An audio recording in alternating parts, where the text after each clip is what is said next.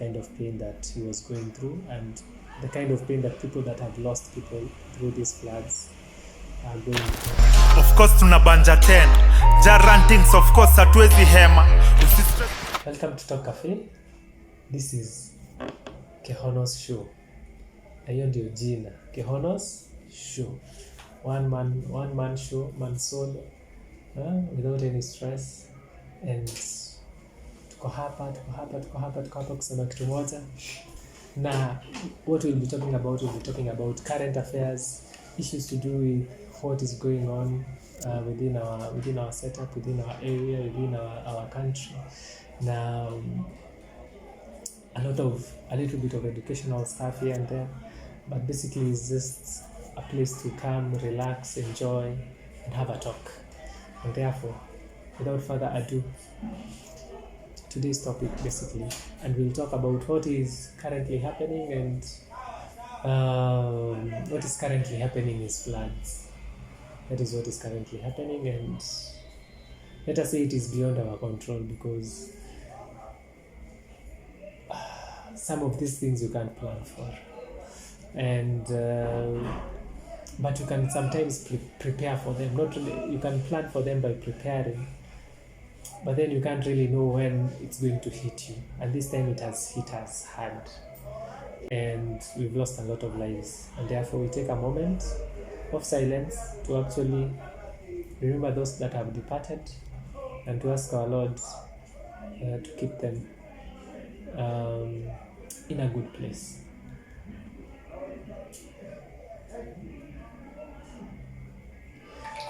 So with that, the saddest video I've seen is of that of a young man, of a young father carrying his son, who was unfortunately buried in the recent incident that happened in Mai Mahiu.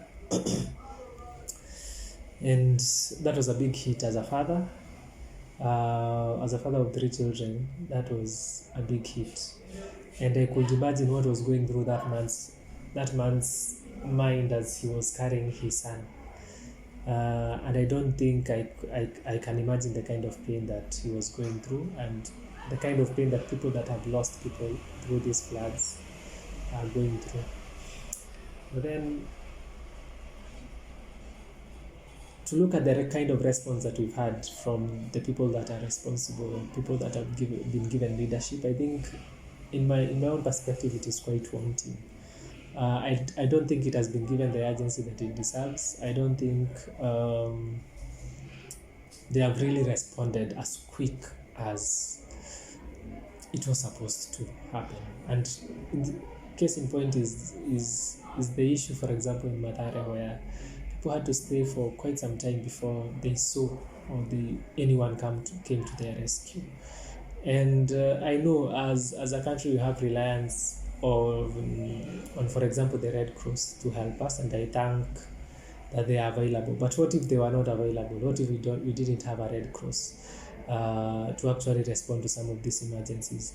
The only thing we would have relied on is our government, and I think in that perspective they have let us down, to be very honest, because we have to hit the nail on the head. The response was wanting. I don't see the need of it. Would have been immediate, considering that they were told early in advance, even before we knew what was happening. And so I think that has been a letdown, to be very honest, and I'm very sad about it. And it is very sad to think that we have emergency kitties, we have emergency funds, but it takes a very long time for that emergency fund to be implemented. Also, we have the armed forces which can actually come in and rescue some of these people, because I believe the right of life is the biggest and is the most important right that we have within the Constitution, and therefore I think a better response would have been made, and I think it's a learning lesson for us as citizens, as Kenyans, that we need to prepare. Also, we need to take care of our environment. We also need to take care of work as neighbors and not only rely on government to solve our problems. We also have to solve our problems for ourselves, because government cannot be there at any given time. And I think this is a disaster that has actually hit both sides of the divide, those that we consider have and those that we consider not to have. And therefore we need to look at ourselves as a country and start asking ourselves, where did the rain start beating us? Where we cannot take responsibilities and we can't really act on such emergency with the urgency that they need. I think we have a lackluster behavior, a lackluster attitude towards some of these things. I think our leadership does not really understand the kind of problems that the common citizen is undergoing. And for me, and I thought to do this show so just to insist on the urgency and the need for us to take a different direction in as far as leadership is concerned.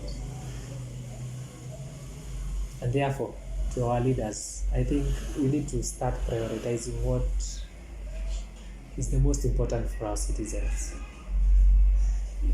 We need to prioritize that and just focus on what is important, because I think we've lost focus. I think everybody and a majority of those in leadership are not there for based on the reactions, based on the actions that we have seen. A majority of the leadership that we have is not really there because of the citizen. I think they are there for another agenda, which I don't know, but it is very wanting, and we have to ask ourselves a lot of questions of what is going and what direction we want this country to take. And that is all I had to talk about today.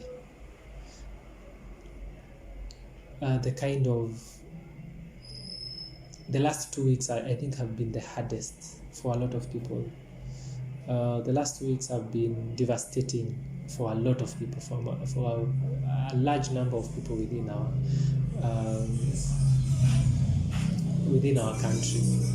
The last 2 weeks have truly shown us what to expect from our leaders.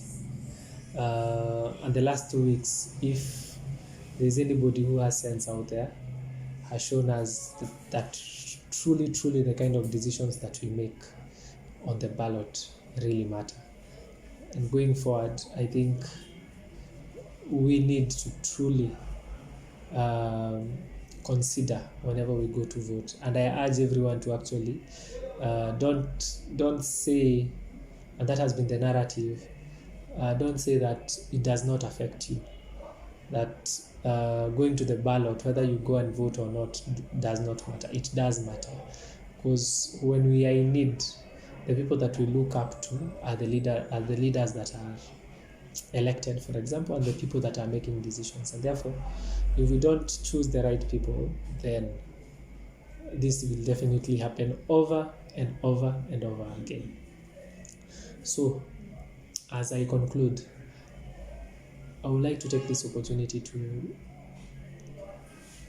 condole with those who have lost loved ones, to empathize with those that are wondering where to start, and who have lost their livelihoods, who have lost their property, who have lost their loved ones, to actually empathize with them. And whatever help that you will be able to give, please give. This is the time to come together. This is the time to actually come up with solutions. This is the time to be men and women who are patriotic in as far as being our brother's keepers is concerned, and loving each other. So with that, have a lovely time. May God be with you. And that's the end of the show. Of course tunabanja 10 Jarantings of course hatuwezi hema. Usistress ukiwa na talent na strength ya kufight. Yo, unaweza make it ukiwasha light. Kukuwa rich man ndo tuna strive. Watasema tuko crazy, ati tumecreak. But sini plan ya the most high. Na tuko bumper to bumper. Mroro vile ameibeba hadi gova wanaitaka. Playground ni chini ya maji, cause better than most. Life so precious, me never be a parasite host. Lifestyle ni go getter, we do it than the most. Tuna rise mta to die but mshap tuana wakati.